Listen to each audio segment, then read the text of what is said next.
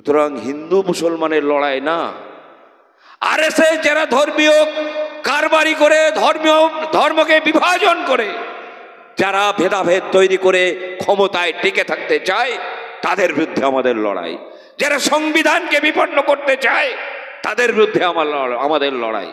বন্ধুগণ, আপনারা জানেন ভারতবর্ষের ইতিহাস, আইন আমাদেরকে এনে আমাদেরকে ঐক্যবদ্ধ করার একটা তাগিদ হয়েছে, যে তাগিদের কারণে আমরা আজকে মাঠে মাঠে মিটিং মিছিল করে বেড়াচ্ছি, ঐক্যবদ্ধ হচ্ছে।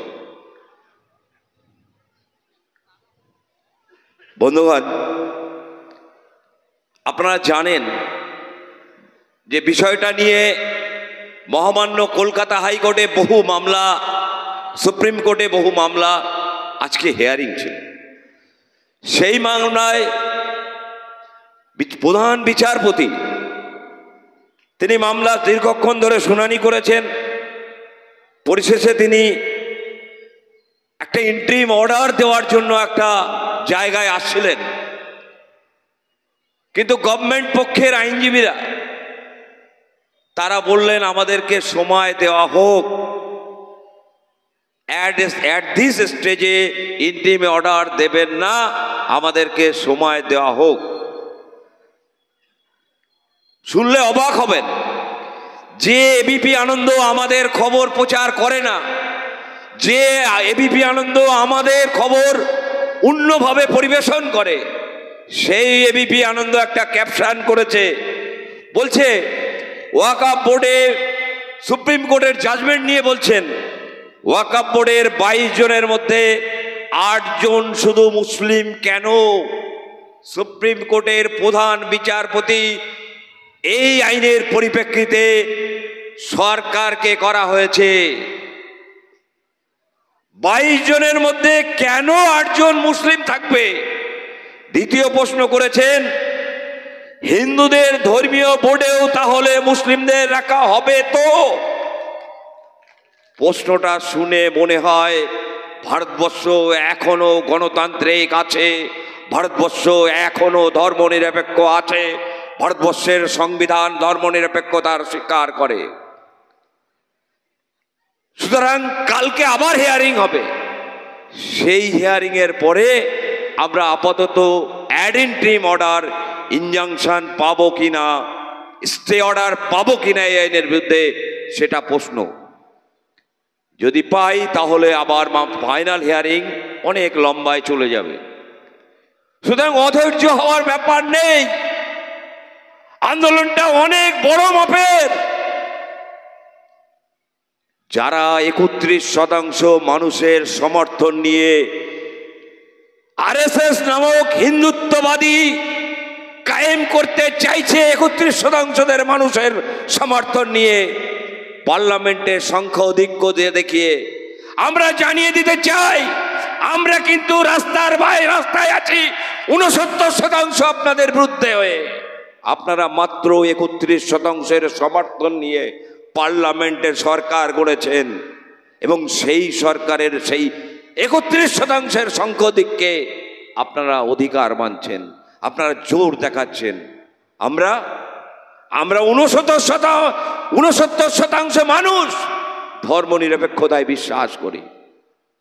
তুষারদা বক্তব্য রাখছিলেন, বিভিন্ন জায়গায় ছোটনদারা বক্তব্য রাখছে, বিভিন্ন জায়গায় আমাদের মতো ধর্মনিরপেক্ষ ব্যক্তিত্ব ভানু সরকার বক্তব্য রাখছে। আপনাদের এলাকায় পার্শ্ববর্তী দোকানদার, ব্যবসায়ী, তারাও আমাদের সঙ্গে এই আন্দোলনে সামিল আছে, তাদের সহমত আছে।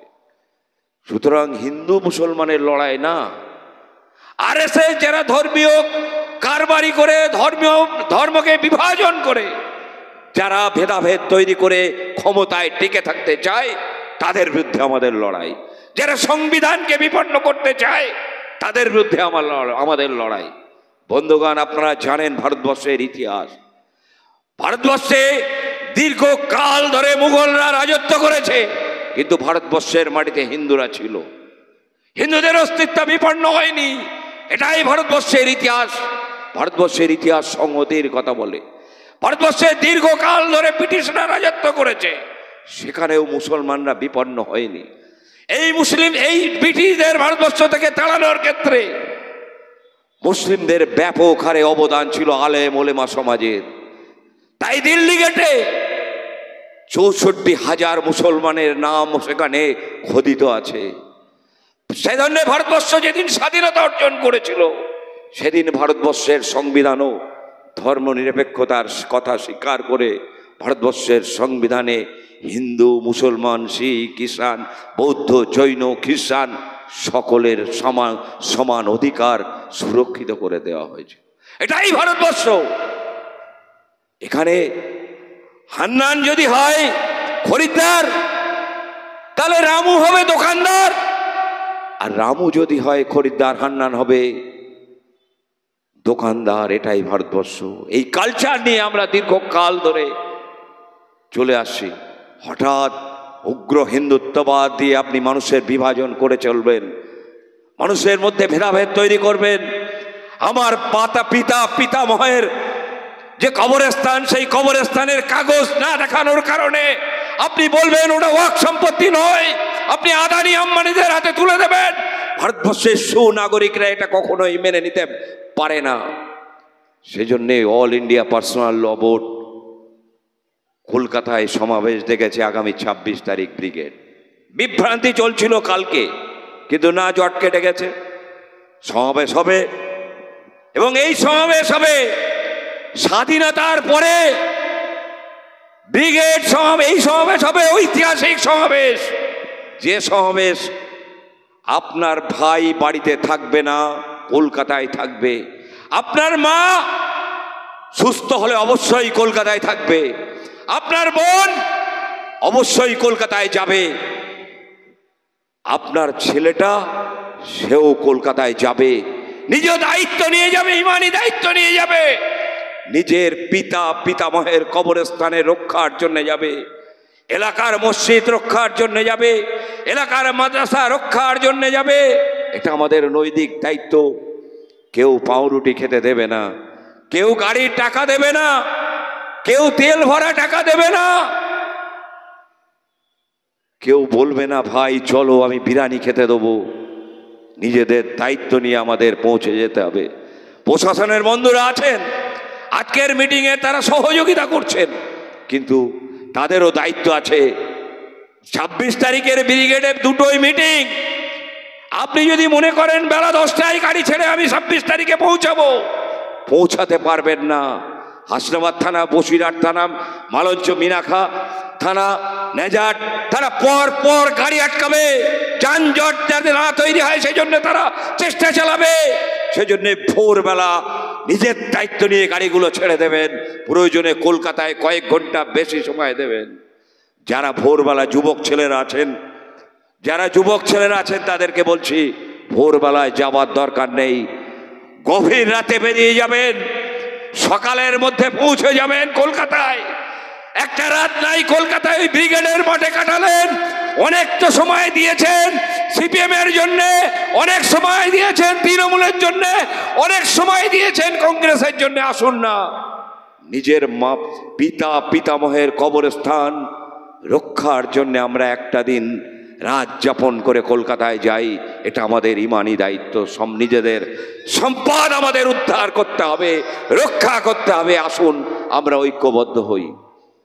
বন্ধুগণ, আমরা ভারত যেদিন স্বাধীনতা হলো, যেদিন ভারতবর্ষের মানুষ ভাবছিল পাকিস্তান তৈরি হলো, পূর্ব পাকিস্তান তৈরি হলো, ভারতবর্ষের মানুষ যখন ভাবছিল যে আমরা কোথায় যাব, বাংলাদেশে চলে যাব নাকি, যখন মানুষ যাওয়ার জন্য প্রস্তুত নিচ্ছিল, তখন মৌলানা আবুল কালাম আজাদ একজন মাদ্রাসার পড়ুয়া ছাত্র, যিনি শিক্ষা আন্দোলনের গোটা ভারতবর্ষের একটা দিশা দেখিয়েছিলেন, সেই মৌলানা আবুল কালাম আজাদ কলকাতার দিল্লির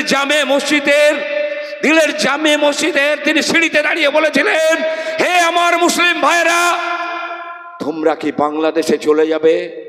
তোমরা যদি বাংলাদেশে চলে যাও, তোমাদের পিতামহ বাবা দাদা যারা ইন্তেকাল করেছেন, যাদের কবরের মধ্যে যাদের হাড় কোড় রয়েছে, তাদের সেই হাড় কোড়কে তোমরা কি কুড়িয়ে নিয়ে যেতে পারবে? তোমরা কেউ ভারত ত্যাগ করবে না। এটা ভারতবর্ষ, এটা আমাদের মাটি হিন্দু মুসলমান শিখ ঈশান জৈন খ্রিস্টান বৌদ্ধ সবার মিলিত মাটি।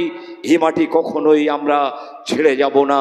তাই তো আমি তোমাদেরকে বলছি, তোমরা ভারতবর্ষের সংবিধানের প্রতি আস্থা রেখে ভারতবর্ষের মাটিতে অবশ্যই থাকবে। সেই আস্থায় আমরা আছি। বন্ধুগণ, ভারতবর্ষের মাটি শিক্ষা দেয় যে মাটি সম্প্রীতির মাটি, এ মাটি হিন্দু মুসলমানের মাটি। কিন্তু নরেন্দ্র মোদী আপনি হঠাৎ কি করে বললেন? আপনি চিন্তা ভাবনা করলেন মুসলমানদের চাকরিতে আমরা 2% নিচে দিয়েছি, তাও মুসলমানদেরকে জব্দ করা যায়নি। মুসলমানদের অর্থনৈতিক ব্যবস্থা আমরা শেষ করে দিয়েছি, তাও মুসলমানদের আমরা শেষ করতে পারিনি। এবারে কি করতে হবে? পরিসংখ্যান থেকে বোঝা যায় ওয়াক্ফ সম্পত্তি, যেটা আল্লাহর নামে উৎসর্গকৃত সম্পত্তি, সেই সম্পত্তি হচ্ছে ভারতবর্ষের 3য় বৃহত্তম সম্পত্তি। ইন্ডিয়ান রেলওয়ের সম্পত্তি হচ্ছে ভারতবর্ষের মধ্যে প্রথম। দ্বিতীয় হচ্ছে ইন্ডিয়ান ডিফেন্সের সম্পত্তি, আর্মিদের। তৃতীয় সম্পদ হচ্ছে ওয়াক্ফ সম্পত্তি। তাই তিনি মনে করলেন যে মুসলমানদের জব্দ করতে গেলে মুসলমানদের সম্পত্তিকে গ্রাস করে নিতে হবে। সেজন্যে তিনি মুসলমানদের সম্পত্তি কেড়ে নেওয়ার জন্যে এই আইন প্রণয়ন করলেন। এই আইন ওয়াকফ বোর্ড গঠন হবে। সেই বোর্ডের মধ্যে 22 জন কমিটির মধ্যে 14 জন অমুসলিম সদস্য থাকবেন। মুসলমানদের কল্যাণ হবে। আপনি কল্যাণের কথা যদি মনে করলেন, তাহলে আপনি পার্লামেন্টে যখন আপনার নির্বাচিত সদস্যরা আছেন, আপনি দেখাতে পারবেন যে আপনার 232 জন সাংসদের মধ্যে 1 জন মুসলিম সাংসদ আছে। রাজ্যসভায় আপনি সাংসদ নির্বাচিত করে পাঠিয়েছেন মুসলিম ব্যক্তিকে। এতই আপনার মুসলমানদের জন্য কল্যাণকর, এতই আপনি মুসলমানদের সম্পদ রক্ষার জন্য আগ্রহী সচেষ্ট। কিন্তু আপনি প্রতিনিধিত্ব করার সময় মুসলমান মানুষকে খুঁজে পেলেন না। আপনি মুসলমানদের কল্যাণ করবেন।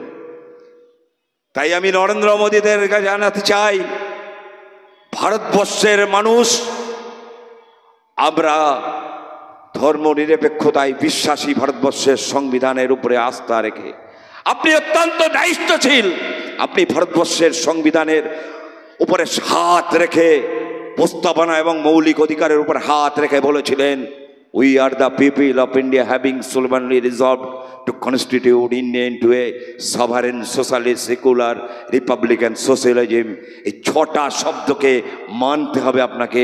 না মানলে ভারতবর্ষের সংবিধান আপনাকে ছাড়বে না, ভারতবর্ষের সুপ্রিম কোর্ট আপনাকে ছাড়বে না। বন্ধুগণ, মুসলমানরা তারা সর্বস্ব দিয়ে দিতে পারে। চাকরি না পেলেও মেনে নিতে পারে, দুবেলা না খেতে পেলেও মেনে নিতে পারে, তার বাড়ির সামনে কাঁচা রাস্তা হলেও মেনে নিতে পারে।